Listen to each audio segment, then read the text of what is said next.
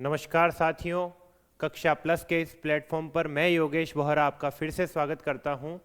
और आज हम रीट के जो संस्कृत शिक्षण विधियों के जो महत्वपूर्ण प्रश्न हैं उन पर आज हम चर्चा करेंगे। तो अधिक समय बर्बाद ना करते हुए, क्योंकि अब परीक्षा बहुत नज़दीक आ गई है, आप सब अपनी तैयारी कर रहे हैं, तो अपनी तैयारी का एक बार आप परीक्षण भी हो जाएगा और आप इन प्रश्नों को एक बार देखेंगे तो जिससे आपको लाभ मिल सके। ठीक है ना, बड़े महत्वपूर्ण प्रश्न है। शुरू करते हैं संस्कृत शिक्षण विधियों के प्रश्न। तो पहला प्रश्न है कि भावाभिव्यक्ते सर्वोत्तम साधनम विद्यते। भावाभिव्यक्ति का सबसे महत्वपूर्ण साधन कौन सा है? तो ये इसके ऑप्शन है व्याकरणम, सूत्रम, भाषा या श्लोक। तो आप जानते हैं कि हम अपने भावनाओं और विचारों का जो आदान प्रदान है वो भाषा से करते हैं, तो इसका आंसर क्या होगा? भाषा। ठीक है ना, भावाभिव्यक्ति का जो सबसे महत्वपूर्ण साधन है वो भाषा है। इसके बाद में अगला प्रश्न हम देखते हैं। संस्कृत भाषण शिक्षणानाम विकासः भवति। संस्कृत भाषण शिक्षण का विकास जो होता है वो किस प्रकार होता है? कौशलों से होता है। ठीक है ना, नाटकई, कौशलई, दर्शनई और पठनई। तो नाटक और दर्शन और पठन ये तो उसकी विधियां है, बाकी कौशल से उसका विकास होता है। जो 4 कौशल हमने आपको पहले बताए थे, उन 4 कौशलों से संस्कृत की भाषा या कोई भी भाषा जब आप सीखते हैं तो उनमें उन चारों कौशलों का उपयोग होता है। ठीक है ना। इसके बाद देखिए, भाषण शिक्षणस्य कति कौशलानि भवन्ति। भाषण शिक्षण के कितने कौशल होते हैं? तो ये अगला प्रश्न है, ये हमने पहले ही बता दिया, चत्वारी। 4 इसके कौशल होते हैं भाषण शिक्षण के। ये 4 कौशल होते हैं, इनसे कोई भी भाषा हम तेजी से जल्दी से सीख सकते हैं। ठीक है ना। इसके बाद देखिए, चतुर्विध भाषा कौशलानाम क्रम निर्धारणम अस्ति। ठीक है ना, या संस्कृत भाषण शिक्षण का स्वाभाविक क्रम अस्ति। चाहे कोई सा भी प्रश्न हो, इन दोनों का एक ही आंसर होगा कि चारों भाषण कौशलों का जो निश्चित क्रम है वो कौन सा है, या फिर जो संस्कृत भाषा शिक्षण है या हिंदी भाषा शिक्षण है, कोई भी भाषा शिक्षण हो, उसका क्रम कौन सा होगा, स्वाभाविक क्रम कौन सा होगा। तो इसमें एक सूत्र है, इसको आप याद कर लीजिए, LSRW। ठीक है ना, listening, speaking, reading and writing.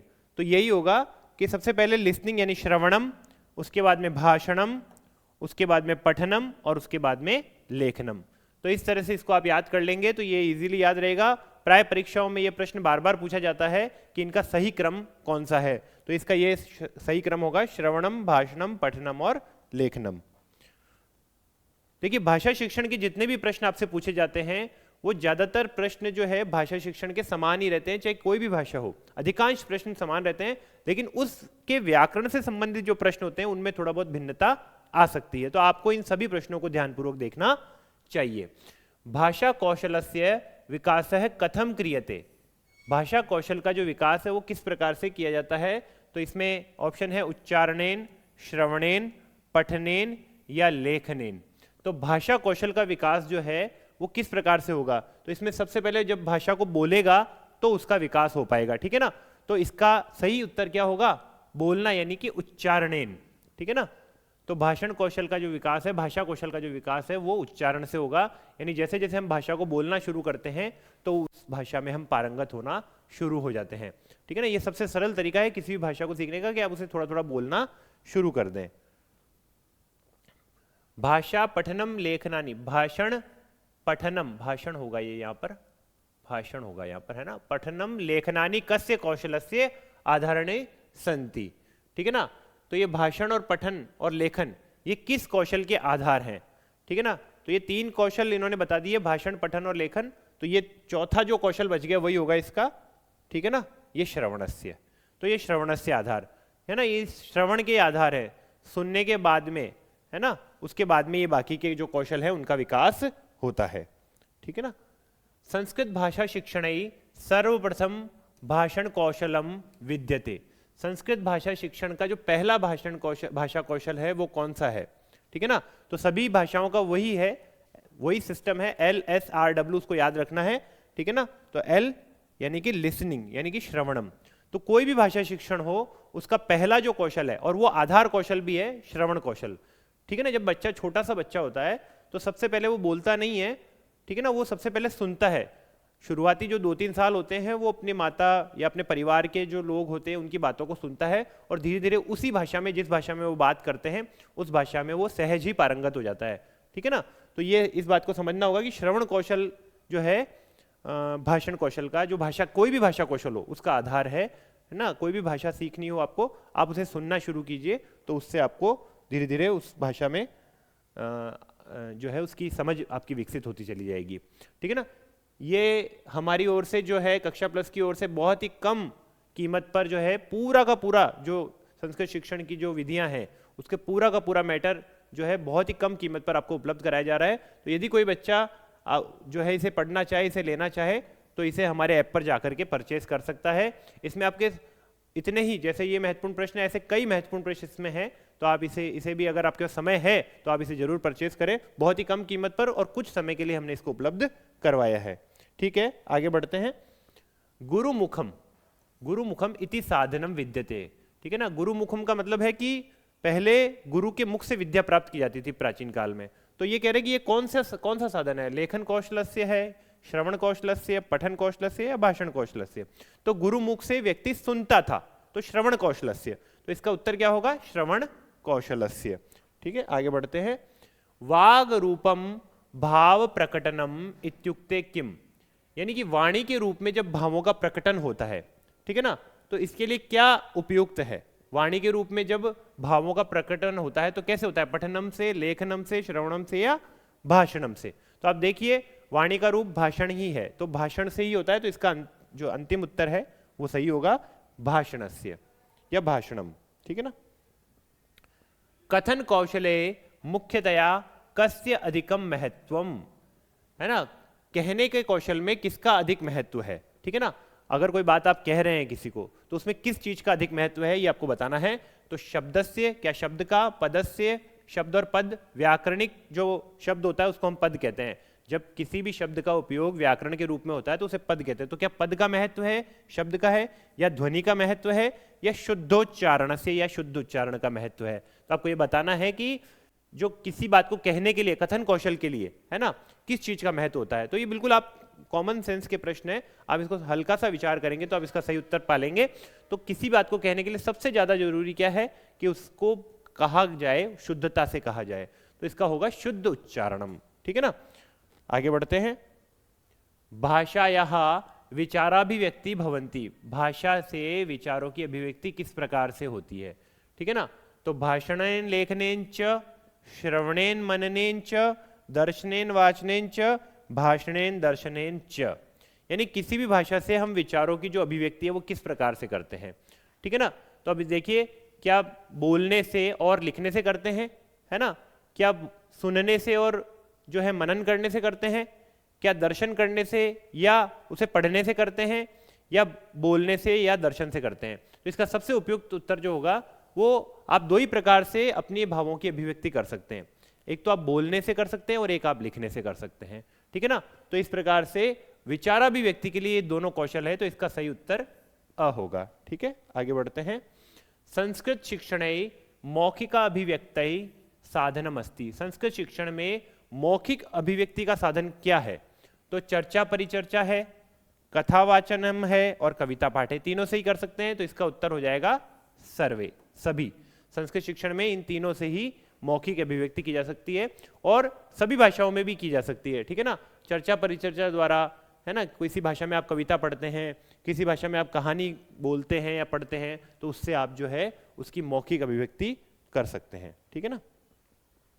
संस्कृते चतुर्विध भाषण कौशलेषु तृतीय कौशलम अस्ति, तो जो 4 भाषण कौशल हैं, भाषा जो कौशल है 4, उसमें तीसरा कौशल कौन सा है? तो वही LSRW,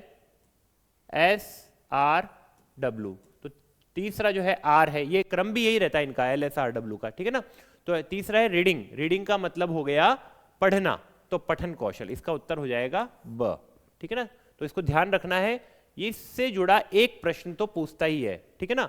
रीट की परीक्षाओं में मैंने पुराने कई पेपर्स देखे हैं, तो इस LSRW से जुड़ा जो कौशलों से जुड़ा जो एक प्रश्न है वो हर भाषा में, हर भाषा वाली शिक्षण विधियों के प्रश्नों में एक प्रश्न इसका होता ही है, तो इसको आपको अच्छे से समझ करके जाना चाहिए।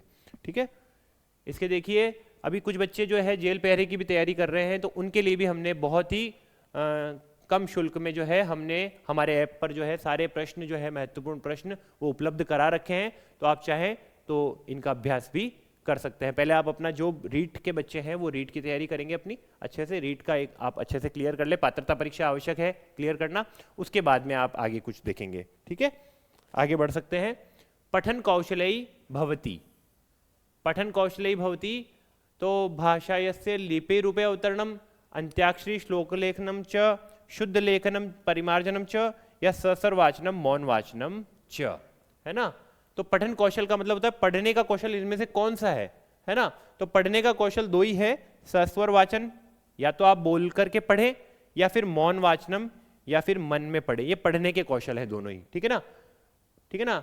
अंत्याक्षरी श्लोक लेखनम च तो ये लेखन का कौशल है ना। शुद्ध लेखनम ये भी लेखन का कौशल है ना। और लिपि रूपे अवतारणम, लिपि रूप से उसको यूं का यूं उतार लेना, ये भी लेखन का कौशल है। ये तीनों ही लेखन के कौशल है, केवल एक ही जो है ये सस्वर बोलना और मौन बोलना दोनों ही पठन के कौशल है। तो थोड़ा सा आप देखेंगे अच्छे से प्रश्न को समझेंगे तो प्रश्न की प्रकृति को समझने के बाद में आप उसको सहजता से कर पाएंगे। तो आप रुक करके प्रश्न को समय देंगे तो आपको उत्तर अवश्य प्राप्त हो जाएगा। ठीक है, इसके बाद हम आगे बढ़ेंगे। सस्वर पठनम आवश्यकम अस्ति, सस्वर पठन क्यों आवश्यक है? ठीक है ना। काठिन्य निवारणार्थम, प्रश्नानाम समाधानाय, भाव ग्रहणार्थम या शुद्ध उच्चारणार्थम।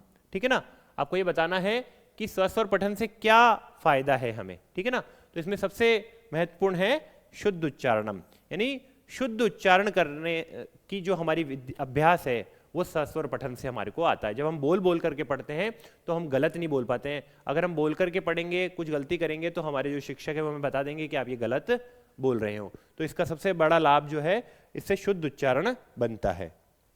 अगले प्रश्न पर आते हैं। वर्णोच्चारण शिक्षणेन कस्य नियमितम प्रशिक्षणम भवति, जो वर्णोच्चारण का जो शिक्षण है उसके लिए किसका नियमित प्रशिक्षण आवश्यक है? घ्राणेन्द्रिय, श्रवणेन्द्रिय, स्पर्शेंद्रिय या स्वर यंत्रस्य। तो वर्णों के उच्चारण के लिए किसका प्रशिक्षण आवश्यक है? तो स्वर यंत्र का प्रशिक्षण आवश्यक है। इसका उत्तर जो हो जाएगा वो हो जाएगा द। आगे बढ़ते हैं।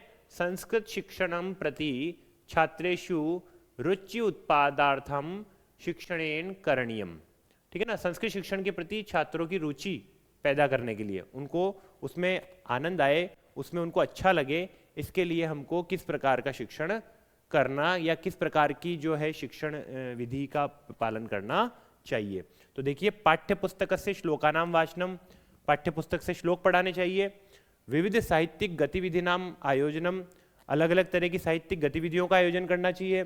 कठिन शब्दानाम अर्थ लेखनम, कठिन शब्दों का अर्थ लिखना चाहिए या संस्कृत से हिंदी भाषा में अनुवाद करना चाहिए। तो देखिए, वैसे तो सभी सही है, लेकिन इसमें जो सबसे अधिक रुचि किससे आएगी? आपको आनंद किस में आएगा? आपको आनंद आएगा विविध साहित्यिक गतिविधि नाम आयोजनम।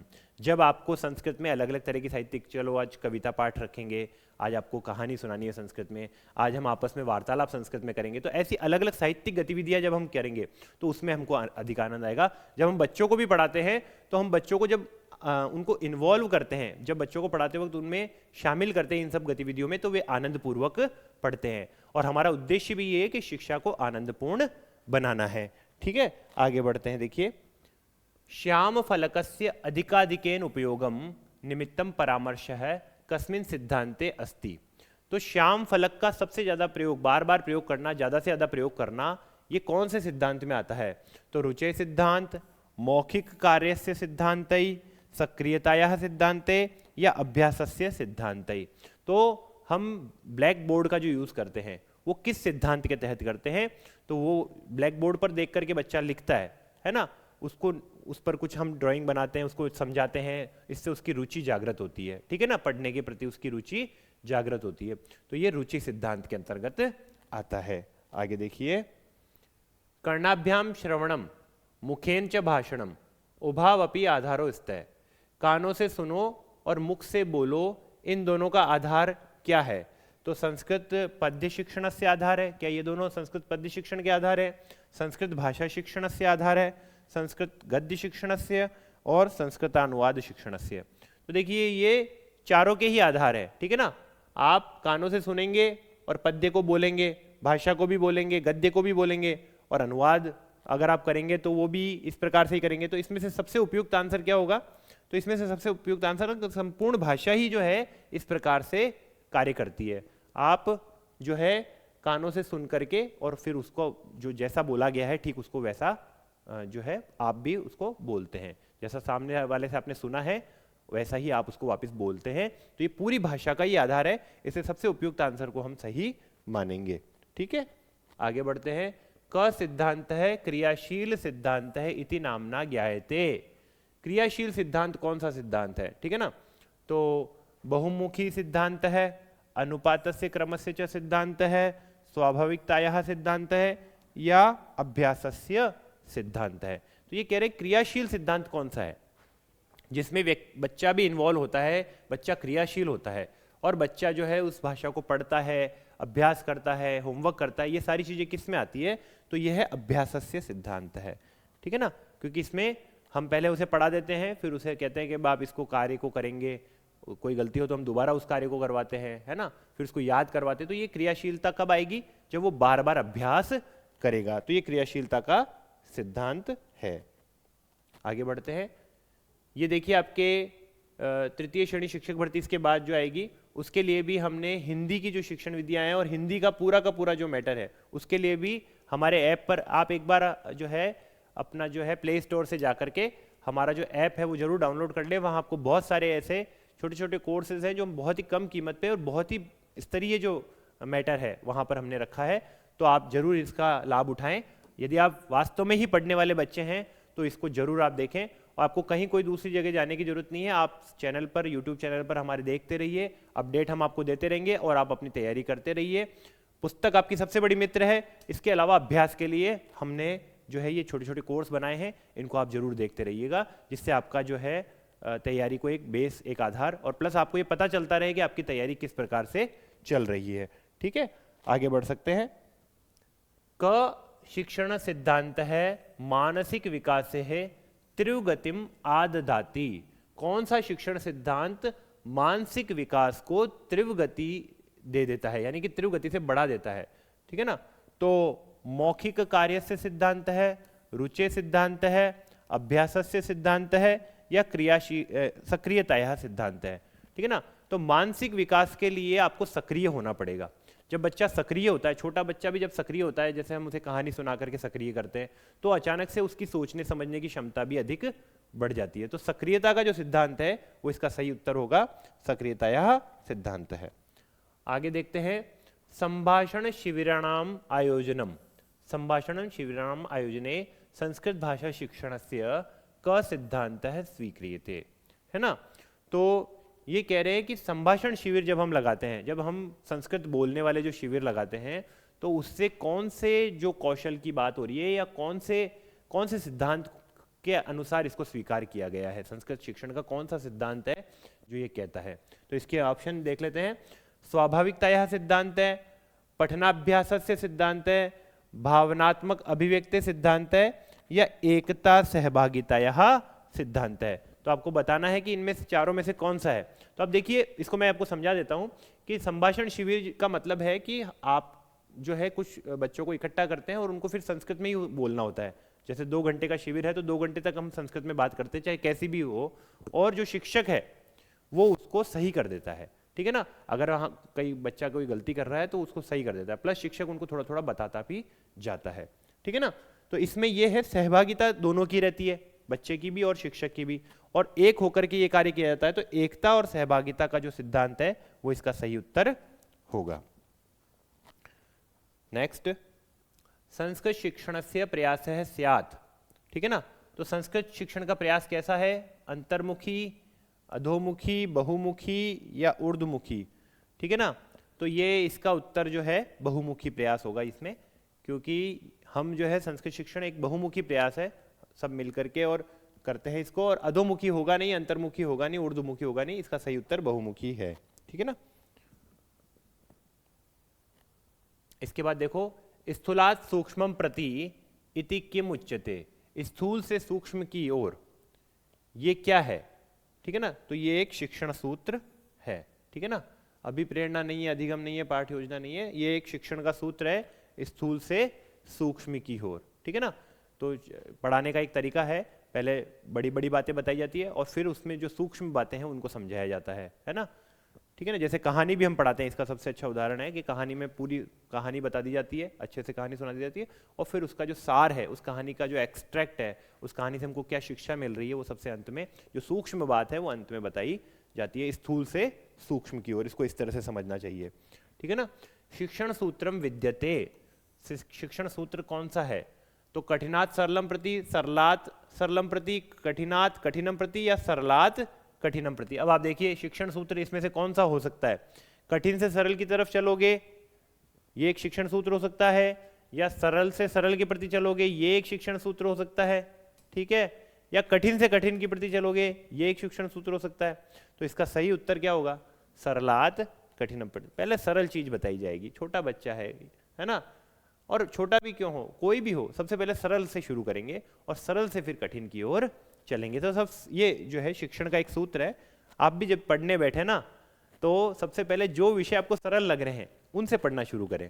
ठीक है ना, जब आपकी रुचि और स्टैंडिंग हो जाए, आपकी बैठना हो जाए अच्छा, 2-3 घंटे की सिटिंग हो जाए अच्छी, उसके बाद में फिर आप थोड़े और जो थोड़े अधिक कठिन, थोड़े कम कठिन विषयों को लें, फिर थोड़े और कम, उसके बाद थोड़े अधिक कठिन विषयों को, फिर लास्ट में जिन विषयों में आप बोर होते हैं, जिनसे आपको बहुत कम समझ में आ रहा है, वो सबसे लास्ट में रखें उसको। तो सरल से कठिन की ओर चलिए। आप पढ़ते वक्त भी आप इसको फॉलो करेंगे, आपकी पढ़ाई अच्छी होती चली जाएगी, बेहतर होती चली जाएगी। ठीक है ना, आगे देखिए, शिक्षण सूत्रेषु छात्राणां समक्षम उदाहरणानि प्रस्तूय नियम प्रतिगमनम, नियम के प्रति जाना, उदाहरण को देकर के नियम के प्रति जाना, इति कस्य शिक्षण सूत्र से, कौन से शिक्षण सूत्र में ऐसा होता है? यानी ये कह रहे हैं कि पहले उदाहरण दे दो और बाद में नियम बताओ, ये कौन सा शिक्षण सूत्र है? ठीक है ना, इतना सरल प्रश्न है ये। देखो तो पूर्णादर्श पद्धति, विश्लेषण संश्लेषण पद्धति, आगमनात् निगमन प्रति, या ज्ञाताद अज्ञातात् प्रति। अब देखो पहले उदाहरण, पहले उदाहरण, ये इंपॉर्टेंट है, ये प्रश्न महत्वपूर्ण है, ये प्रश्न पूछा जा सकता है ना। बाद में नियम, बाद में नियम, ये सूत्र है शिक्षण का। यानी इसका जो सही उत्तर है वो है आगमनात् निगमन प्रति, आगमनात् निगमनम प्रति, है ना। ये दो सूत्र हैं, है ना, एक आगमनात् निगमनम प्रति और एक निगमनात् आगमनम प्रति। उसमें क्या होता है, उसमें बिल्कुल ठीक उल्टा हो जाएगा, पहले नियम, पहले नियम और बाद में उदाहरण, उदाहरण बाद में। तो ध्यान रखना ये दो अलग अलग सूत्र हैं, है ना, दोनों ही काम करते हैं। उदाहरण पहले दे करके अगर नियम बाद में स्थापित किया जाता है तो वो आगमन निगमन पद्धति कहलाती है ना, शिक्षण सूत्र कहलाता है। और जहां पहले नियम बता दिया जाए और फिर उसके नीचे उदाहरण दिए जाते हैं तो वह निगमन आगमन पद्धति कहलाती है। ठीक है ना, तो इसमें क्या कह रहे हैं, पहले उदाहरण प्रस्तुत करके फिर नियम के प्रति जाना, ये जो है आगमनात् निगमन प्रति है। तो इसको ऐसे भी कर सकते हो, नी जहां आ जाए, नी को आप नियम कह देना, और आ जहां आ जाए, आ जहां आए तो उसको उदाहरण समझ लेना। तो इससे आपको थोड़ा सरल रहेगा समझने में, है ना। आगमन से निगमन यानी उदाहरण से नियम, और निगमन से आगमन यानी कि नियम से उदाहरण के प्रति। तो इस प्रकार से इसको याद करने का तरीका है। आगे बढ़ सकते हैं, एक मिनट, ठीक है, ये हो चुका है। शिक्षणम भवेत्, शिक्षण होता है संश्लेषणात् विश्लेषणम प्रति, सरलात् कठिनम प्रति, तर्कात् मनोविज्ञानम प्रति, या कठिनात् कठिनम प्रति। ये बिल्कुल सरल सा प्रश्न आ गया फिर से, ये पहले भी आ चुका था। तो इसका सही उत्तर क्या होगा, सभी को पता है, सरलात् कठिनम प्रति। शिक्षण जो है सरल से कठिन की ओर होता है। आगे देखिए, व्याकरण शिक्षणस्य कृते सर्वाधिकम उपयुक्तम अस्ति। व्याकरण शिक्षण के लिए सबसे ज्यादा उपयुक्त क्या है, आगमनात् निगमनम प्रति, अनिश्चितात् निश्चितम प्रति, ज्ञातात् अज्ञातम प्रति, या सरलात् कठिनम प्रति। तो देखो जहां कहीं नियम की बात आ जाए तो समझ लेना कि वो व्याकरण की बात हो रही है, कि व्याकरण में नियम होते हैं।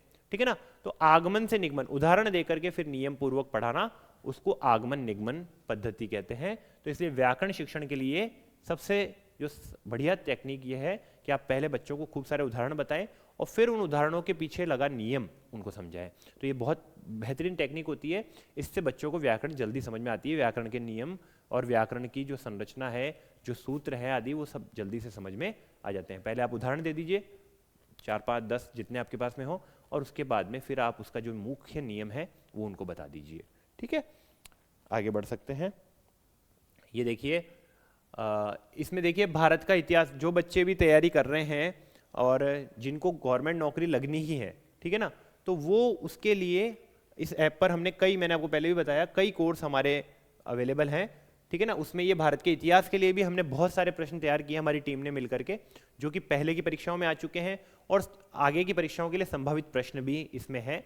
तो ऐसे प्रश्नों का एक बड़ा संकलन हमारे पास में है, उसको आप बहुत ही कम मूल्य पर एक अभ्यास के रूप में आप रखिए। 1-2 घंटे का समय उसको दीजिए डेली। आप अपना जो भी पढ़ाई का आपका रूटीन है वो पढ़ते रहिए, उसमें कोई मनाही नहीं है, उसमें तो आपको पढ़ना ही है। इसके अलावा कुछ समय आप अपने प्रश्नोत्तर अभ्यास को दीजिए, क्योंकि मुख्य रूप से आपके सामने प्रश्न आने वाला है। तो जितने अधिक प्रश्न आप अटेम्प्ट करेंगे, जितने अधिक प्रश्नों को आप अपने नज़रों से निकालेंगे, उतना ही आपका कॉन्फिडेंस बढ़ता चला जाएगा। आपको नया और कुछ नहीं आ रहा है तो इसका मतलब हमारी तैयारी कहाँ पर है ये भी हमको पता चलता है उससे। तो प्रश्नों का अभ्यास आप नियमित रूप से अवश्य करें, चाहे आप 1 घंटा ही निकालें, 2 घंटे निकालें, जितना आप समय निकाल सकते हैं प्रश्नों के लिए उतना जरूर निकालें। उसमें हमारा ये ऐप आपको मदद कर सकता है। ठीक है, आगे देखिए, शिक्षण शब्दे मूल धातु वर्तते। शिक्षण शब्द में मूल धातु कौन सी है? ठीक है ना, तो यहाँ 4 ऑप्शन है, शास, शिक्ष, शिक्षा या शिष। ठीक है ना, तो ये शिष होगा नहीं, शिक्षा तो पूरा शब्द ही हो गया, शास होगा नहीं, शिक्ष धातु है। शिक्षण शब्द में शिक्ष धातु है। आगे बढ़ते हैं, भाषण शिक्षणस्य महत्वपूर्ण विशेषता अस्ति। भाषण शिक्षण की महत्वपूर्ण विशेषता क्या है? शुद्धोच्चारणम, व्यवहार ज्ञानम, विद्यार्थिनाम रुचि या व्याकरणस्य ज्ञानम। तो भाषा शिक्षण की सबसे महत्वपूर्ण विशेषता क्या होगी इसमें? ठीक है ना, क्या व्यवहारिक ज्ञान है, या विद्यार्थियों की रुचि है, या व्याकरण का ज्ञान है, या फिर शुद्ध उच्चारण है? तो इसका सही उत्तर होगा शुद्ध उच्चारणम। ठीक है ना, आगे बढ़ते हैं। शिक्षाया प्रमुखम उद्देश्यम अस्ति। शिक्षा का प्रमुख उद्देश्य क्या है? धनोपार्जनम, सर्वांगीण विकास है, स्वार्थ साधनम या सर्वत्र भ्रमणम।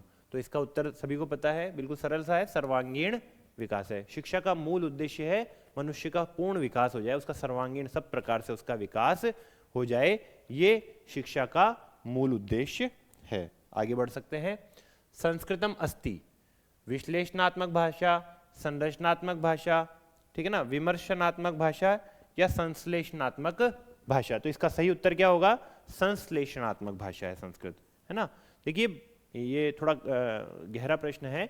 जो हमारे भाषा परिवार है, विश्व में 14 भाषा परिवार है, और वो उसमें सभी भाषाएं अलग अलग, कुछ विश्लेषणात्मक है ना, कुछ संरचनात्मक भाषाएं हैं, कुछ है ना श्लिष्ट भाषाएं हैं, है ना, अलग अलग। तो संस्कृत भाषा किस प्रकार की भाषा है? उसमें संश्लेषणात्मक भाषा है, अलग अलग प्रकार की। इसमें क्या, उस शब्दों का संयोजन होता है, संश्लेषण होता है, मिला करके लिखा जा सकता है शब्दों को। लेकिन चीनी भाषा है वो संश्लेषणात्मक नहीं है, ठीक है ना, क्योंकि उसमें शब्दों को मिला करके नहीं लिखा जा सकता। उसमें एक सिंबल, हर शब्द एक सिंबल है, उसका अपना एक अर्थ है और उसी के आधार पर उसको लिखते हैं।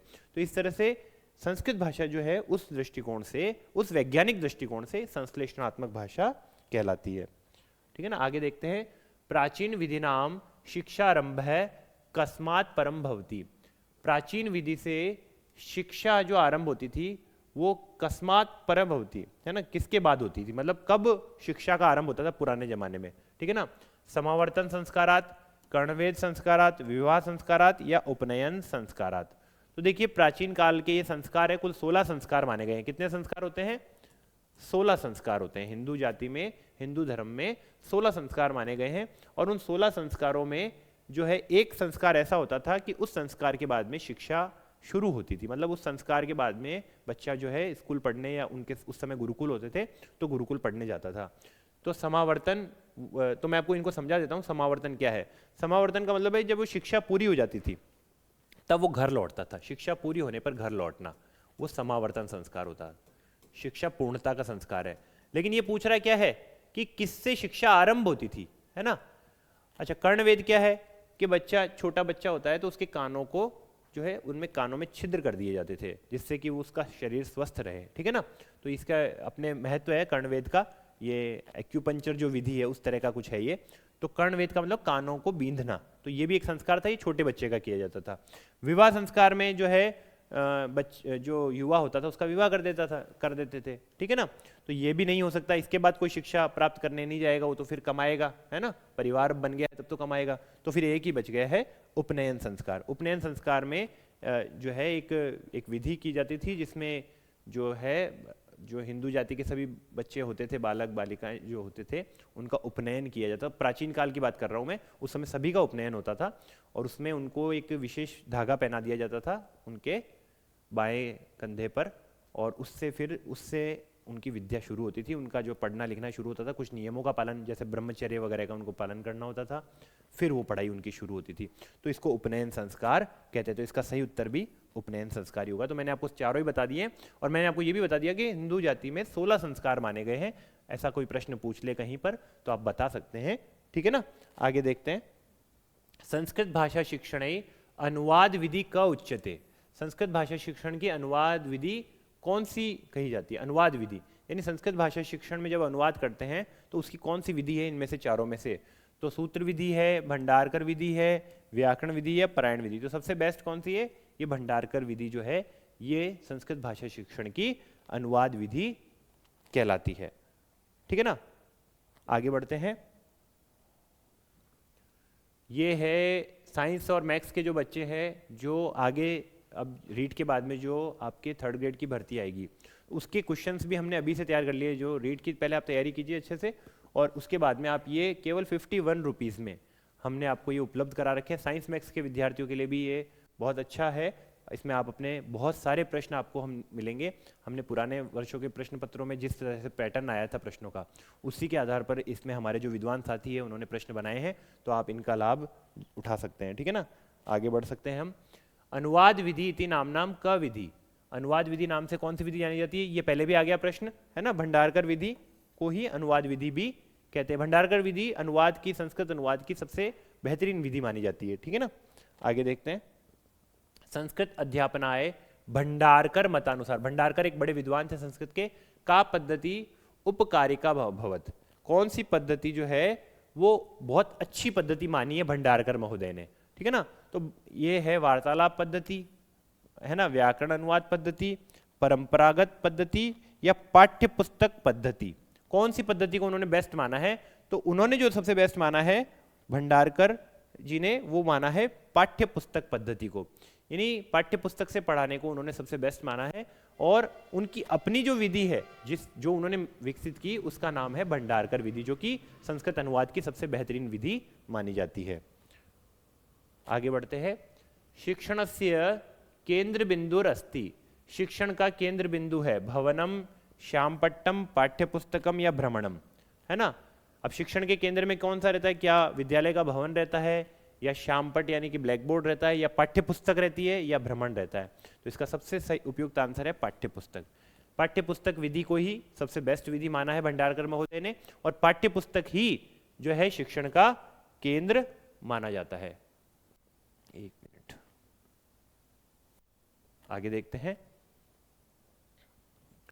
आगमन विधेय प्रथमम सोपानम अस्ति। आगमन विधि का पहला सोपान क्या है? ठीक है ना।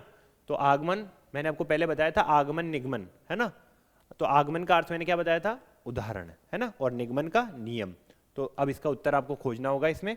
तो देखिए, निरीक्षणम नहीं है, नियम पहले नहीं आएगा और परीक्षणम पहले नहीं आएगा, ये उदाहरण ही होगा इसका उत्तर, ठीक है ना। आगमन का अर्थ ही उदाहरण है। तो देखिए, किसी भी तरह से प्रश्न आपसे पूछ ले, अगर आपका कॉन्सेप्ट क्लियर है तो आप उस प्रश्न को बिना कोई दबाव में आए आराम से कर सकते हैं। और बहुत सरल प्रश्न पूछे जाते हैं, क्योंकि पात्रता परीक्षा है ना। तो बहुत सरल प्रश्न पूछे जाते हैं, केवल आपका कॉन्सेप्ट क्लियर होना जरूरी है। अगर आपका कॉन्सेप्ट क्लियर है तो आप उसको अच्छे से कर पाएंगे, ठीक है ना। आगे बढ़ सकते हैं। हर्बटीय पंचपदी, हर्बट महोदय ने जो पंचपदी दी है, इत्यस्य विधेय विकसितम रूपम किम। इसका विकसित रूप कौन सा है? हर्बट की पंचपदी का जो विकसित रूप है वो कौन सा है, ठीक है ना। तो विश्लेषणात्मक विधि, मूल्यांकन विधि, व्याकरण विधि या व्याख्या विधि। तो ये अब ये आपका जो है एक मनोविज्ञान और शिक्षण विधियों का जो प्रश्न है ये, तो हर्बर्ट की पंचपदी जो है वो मूल्यांकन से जुड़ी हुई है, ठीक है ना। तो ये मूल्यांकन विधि इसका उत्तर सही होगा। आगे बढ़ते हैं। शिक्षणम रुचिकरम कथम स्यात्, शिक्षण रुचिकर कैसे होगा, ठीक है ना। विधि भी कौशलई पुस्तकई या दृश्य श्रव्य साधनई, अलग अलग विधियों से, कौशलों से, पुस्तक से या दृश्य श्रव्य साधनों से और अधिक रुचिकर हो जाएगा। तो देखो सभी से हो जाता है, देखो ये तो शिक्षक पर है कि उसको कैसे रुचिकर बनाए, लेकिन इन चारों में से अगर उपयुक्त सर्वाधिक उपयुक्त उत्तर चुनना हो हमें, तो यह है दृश्य श्रव्य साधनों से शिक्षण रुचिकर हो जाता है, ठीक है ना। जैसे ये YouTube के चैनल्स आजकल इतना चल रहे हैं, तो ये दृश्य श्रव्य का बहुत अच्छा उदाहरण है, क्योंकि इससे क्या है, बच्चा अगर किताब पढ़ते पढ़ते बोर हो रहा है तो चलो YouTube पर देख लेते हैं, कोई चैप्टर समझ में नहीं आ रहा है तो चलो सर से YouTube पर समझ लेते हैं, है ना। तो दृश्य श्रव्य साधनों का बड़ा महत्व है। तो दृश्य श्रव्य साधनों के द्वारा शिक्षण रुचिकर हो जाता है। आगे देखते हैं। संस्कृत शिक्षणे कानि उपकरणानि प्रयुक्तानि सन्ति, ठीक है ना। कौन से साधन जो है संस्कृत शिक्षण में उपयोग किए जाते हैं? केवल श्रव्य उपकरणानि, चित्राणि, केवल दृश्य उपकरणानि या दृश्य श्रव्य उपकरणानि। बिल्कुल कॉमन क्वेश्चन, बिल्कुल सरल प्रश्न है, ठीक है ना। तो इसमें देखिए सभी उपयोग में आते हैं, ये श्रव्य उपकरण भी आते हैं, चित्र भी आते हैं, दृश्य उपकरण भी आते हैं। तो इसका सही उत्तर हो जाएगा दृश्य श्रव्य उपकरणानि, क्योंकि ये तीनों इसमें आ गए हैं एक में, दृश्य और श्रव्य, यानी देखा जा सके और सुना जा सके। तो चित्रों को देखा जा सकता है, श्रव्य जो श्रव्य साधन है उन्हें सुना जा सकता है, दृश्य वालों को और ये सारे ही आ गए। कुल मिलाकर के ये सारे ही उपयोग में आते हैं। इसका सही उत्तर जो है डी हो जाएगा, ठीक है। इसके बाद में सेकंड ग्रेड की भर्ती, सितंबर में एग्जाम तय हो चुका है, आरपीएससी समय पर परीक्षा करवाएगी, ठीक है ना, बिल्कुल तय है ये। तो समय पर परीक्षा होनी है। जो बच्चे सेकंड ग्रेड की तैयारी बहुत धैर्य से कर रहे हैं उनके लिए भी हमने पहले से ही वीडियो लेक्चर्स, नोट्स सब कुछ प्रोवाइड करवा रखा है, ठीक है ना। बस आपको लगन के साथ तैयारी करनी होगी। और हमारे बैच में जो अनुभवी शिक्षक है, जो पिछले बार जो है यहाँ से सेलेक्ट हुए हैं, तो उन्होंने भी हमारी सहायता की है, कि उन्होंने बिल्कुल निस्वार्थ निःशुल्क सहायता हमारी की है इसको बनाने में। इसलिए हमने बिल्कुल सहज, बिल्कुल कम कीमत पर हमने ये सारी चीज़ें आपको प्रोवाइड करवाई है। आप एक बार ऐप पर जरूर जाएं, ऐप को प्ले स्टोर से डाउनलोड कीजिए, कक्षा प्लस के नाम से आपको प्ले स्टोर पर मिल जाएगा।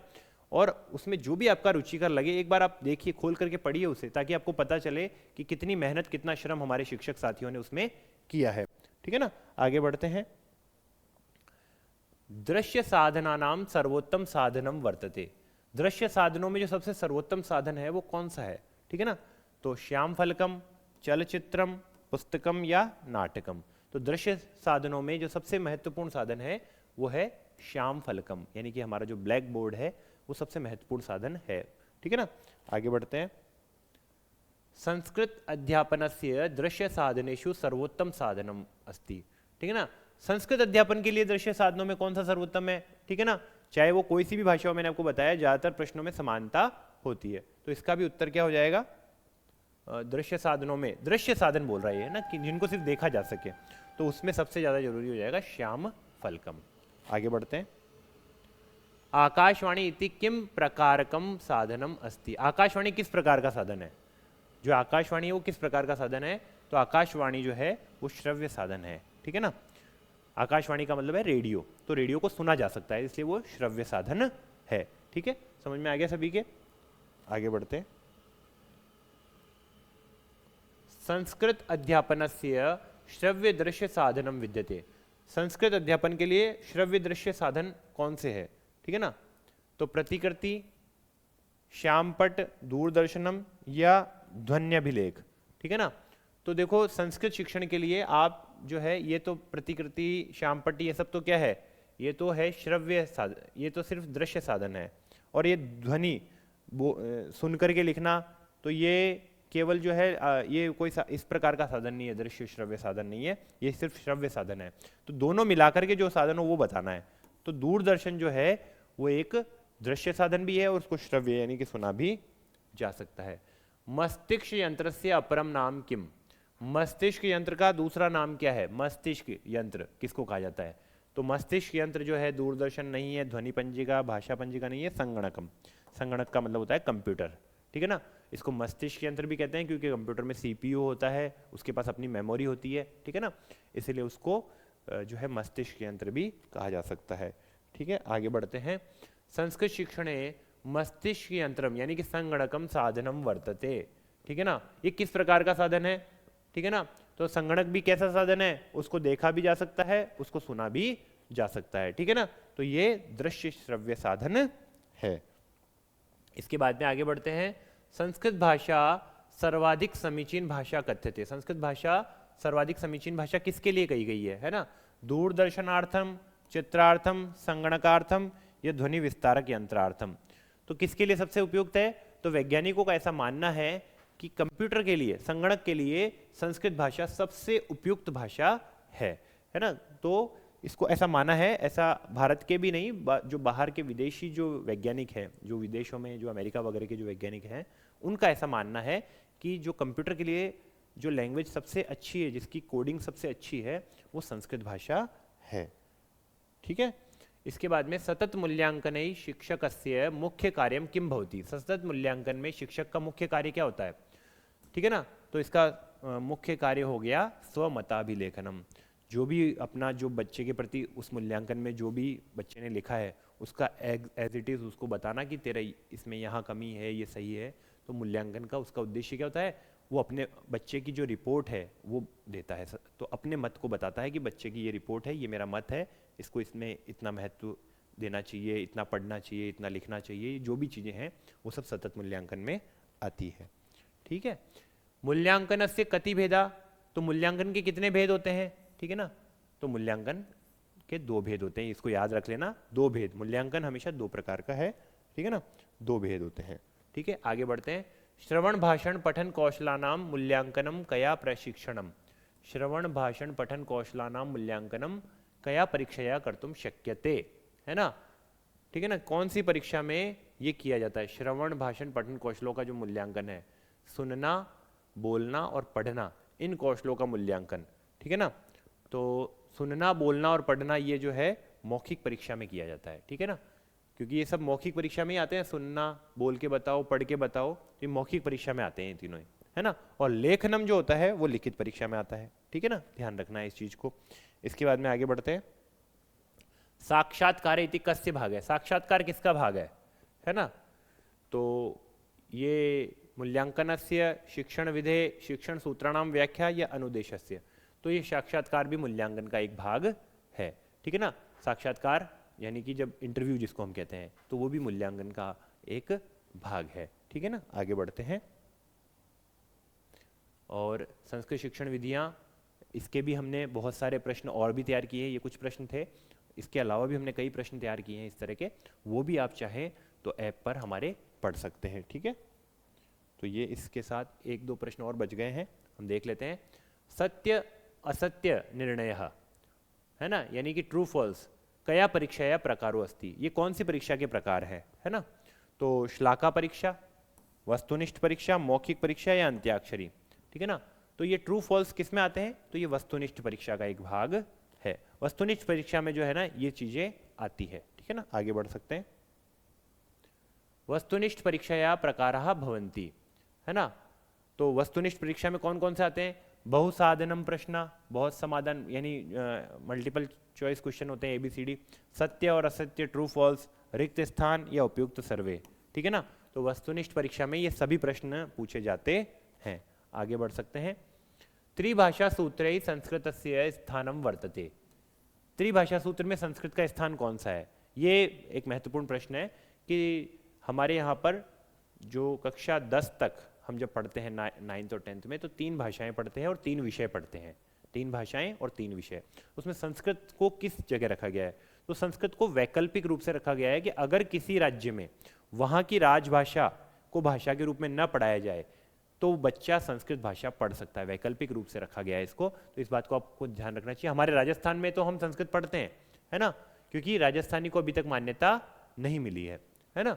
जिस दिन राजस्थानी को मान्यता मिल गई तो फिर हमारे यहाँ भी एक वैकल्पिक ही रह जाएगी, संस्कृत और राजस्थानी। राजस्थानी तो मुख्य रह जाएगी। अगर राजस्थानी कोई नहीं लेता है तो फिर उसको जो है हमारी जो भाषा है वो संस्कृत वो ले सकेगा। ठीक है ना, तो अभी तक तो संस्कृत जो है वैकल्पिक भाषा के रूप में यहाँ हमारे यहाँ पढ़ाई जा रही है, पर हम जल्द ही जैसे ही राजस्थानी भाषा को मान्यता मिल जाती है, संविधान में 8वीं अनुसूची में स्थान मिल जाता है, उसके बाद में हम राजस्थानी भाषा भी पढ़ सकेंगे हमारी कक्षाओं में, ठीक है ना। आगे देखते हैं। निदानम पदमिदम कस्य शास्त्रस्य विद्यते। निदान शब्द कहाँ से आया, है ना। निदान का मतलब होता है डायग्नोस, है ना, खोज करना, अनुसंधान करना, पता लगाना, है ना। तो निदान तो कौन सी भाषा का है, तो चिकित्सा शास्त्र का है ये, ठीक है ना। भाई कोई शरीर में कोई बीमारी हो गई है तो उसको पता लगाने के लिए कुछ जांचें की जाती है डॉक्टर्स के द्वारा, उसको कहते हैं निदान। उपचार और निदान में थोड़ा फर्क है, इसको आपको समझना चाहिए, मैं थोड़ा सा समझा देता हूं। निदान जो है वो जानकारी लेना कि कौन सा रोग है, रोग की जानकारी प्राप्त करना। अब रोग की जानकारी कैसे प्राप्त करता है डॉक्टर, कई विधियां हैं। वो पूछता है आपसे, अच्छा बुखार आ रही है क्या, अच्छा जुकाम भी है क्या, तो पूछ करके वो आपकी नाड़ी परीक्षण कर सकता है, वो रक्त की जांच करवा सकता है, ठीक है ना, वो और कोई जांच करवा सकता है जिससे उसको पता चले कि आखिर शरीर में बीमारी कौन सी है। तो उसको कहते हैं निदान करना। निदान का मतलब हो गया कि बीमारी का पता लगाना। और फिर होता है उसके बाद में उपचार। जब बीमारी एक बार पता चल जाती है तो फिर होता है उपचार, ठीक है ना। अब ये दोनों ही शब्द है तो चिकित्सा के, है ना, चिकित्सा शास्त्र के हैं, चिकित्सा विज्ञान के हैं, लेकिन छोटे बच्चे को जब हम पढ़ाते हैं तब भी हम इनका उपयोग करते हैं। निदान का मतलब है बच्चे की समस्याओं का पता लगाना, कि बच्चे को लिखना नहीं आ रहा है, कि बोलना नहीं आ रहा है, कि पढ़ना नहीं आ रहा है, कि राइटिंग खराब है, कि उसे याद नहीं होता है, कई प्रकार की बच्चे की समस्याएं होती है। तो बच्चे की उन समस्याओं को पता लगाना निदान। अब फिर उसका उपचारात्मक शिक्षण होता है ना, कि चलिए लिखना नहीं आ रहा है तो इसको लिखने का अभ्यास करवाया जाएगा, अच्छा लिखना नहीं आ रहा है तो अच्छे लिखने का अभ्यास कराया जाएगा, है ना, याद नहीं होता है तो याद का अभ्यास कराया जाएगा। तो इस तरह से निदान और उपचार ये दोनों शब्द हैं तो चिकित्सा शास्त्र के, लेकिन हमारे यहाँ शिक्षा शास्त्र में भी इनका उपयोग हम करते हैं, ठीक है। शिक्षा क्षेत्रे उपचार इति शब्द से को अर्थ है। उपचार शब्द का क्या मतलब है शिक्षा के क्षेत्र में, है ना। तो अधिगमनम, क्या अधिगम, अवबोधनम, सर्वविध दोषाणाम निराकरणम या संप्रेषणम। तो उपचार का मतलब है कि जितने भी प्रकार के दोष हो सकते हैं, जैसे पहले आप डायग्नोस कर लो, पता लगा लो कि बच्चे में कौन कौन सी कमियां हैं, और फिर उनका उपचार धीरे धीरे करो। तो सभी तरह के दोषों का जब हम उपचार करते हैं, है ना, उसको कहते हैं उपचार। तो इसका उत्तर हो जाएगा सर्वविध दोषाणाम निराकरणम। तो आपको समझ में आ रहा होगा। उपचारात्मक शिक्षणम किम, उपचारात्मक शिक्षण क्या होता है। छात्राणाम समस्या दूरीभूता भवन्ति, शिक्षणमिदं समागतेभ्य दोषेभ्य त्रायते, छात्र शिक्षकयो नूतनम स्फूर्तिम जागृति या उपयुक्त कथनत्रयम सत्यम। तो देखिए तीनों ही चीजें होती है। उपचारात्मक शिक्षण से क्या होता है, सबसे पहले तो छात्रों की समस्या जो है दूरीभूता भवन्ति, छात्रों की समस्याएं दूर हो जाती है। शिक्षणकमिदं समागतेभ्य दोषेभ्य त्रायते, शिक्षा के दौरान जो जो दोष आते जाते हैं बच्चों के, जो जो दोष हमको पता चलते जाते हैं, उनको हम साथ का साथ उपचारात्मक शिक्षण से दूर करते चले जाते हैं। और छात्र शिक्षकयो नूतनाम स्फूर्ति जागृति, और जब उपचार हो जाता है तो बच्चे का कॉन्फिडेंस भी बढ़ता है और टीचर को भी आनंद की अनुभूति होती है कि यार बच्चे में ये कमी भी अपन ने दूर कर ली। जब एक बच्चा वृद्धि करता है, जब एक बच्चा आगे बढ़ता है, तो शिक्षक का सबसे बड़ा जो आनंद कह सकते हैं, शिक्षक का जो मूल्य कह सकते हैं, सबसे जो शिक्षा उसने दी उसका जो सबसे अच्छा मूल्य है कि बच्चा सफल हो जाए। तो आप सबकी सफल हो सके इसके लिए हम लोग रात दिन प्रयास कर रहे हैं, ठीक है ना। लेकिन आपका अपना श्रम आपको अधिक महत्वपूर्ण रहेगा आपके लिए। देखिए परिश्रम ही सफलता का आधार है बच्चों, है ना। परिश्रम के बिना कोई सफलता नहीं है। हमारा परिश्रम आपकी सफलता बन सकता है अगर आप बराबर में या ज्यादा परिश्रम हमसे करें, ठीक है ना।